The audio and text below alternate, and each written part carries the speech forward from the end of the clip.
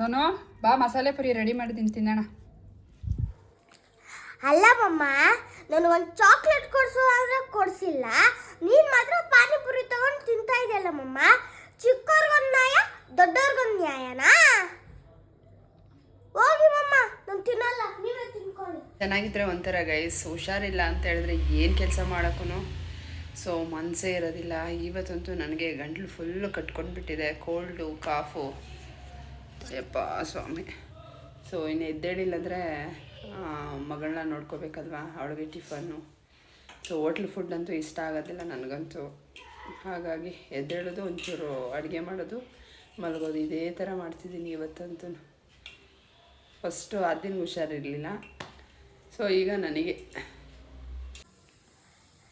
ನಮ್ಮ ಅಜ್ಜಿ ಅಂದರೆ ನಂಗೆ ತುಂಬ ಇಷ್ಟ. ಎಷ್ಟೋ ದಿನಗಳಾದಮೇಲೆ ನಮ್ಮ ಅಜ್ಜಿ ನಮ್ಮ ಮನೆಗೆ ಬಂದಿದ್ದಾರೆ, ಇರೋದು ನಂಗೆ ತುಂಬ ಖುಷಿ ಆಗ್ತಾಯಿದೆ.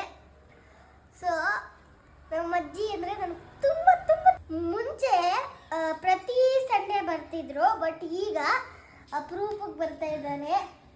ಹೋದ ಸಂಡೇನೂ ಬಂದಿರಲಿಲ್ಲ, ಈ ಸಂಡೇ ಬಂದಿದ್ದಾರೆ ನೋಡಿ ನಮ್ಮ ಅಜ್ಜಿ.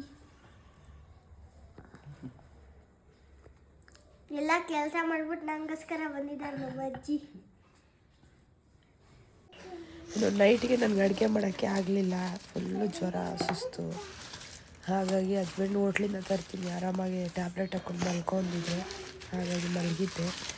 ಸೊ ಸಂಡೇ ಆಗಿರೋದ್ರಿಂದ ಎಲ್ಲೂ ವೆಜ್ಜೇ ಸಿಗಲಿಲ್ಲ ಅಂತ, ಅದಕ್ಕೆ ಕುಷ್ಕ ಮತ್ತು ಕಬಾಬ್ ತೊಗೊಬಂದಿದ್ರು.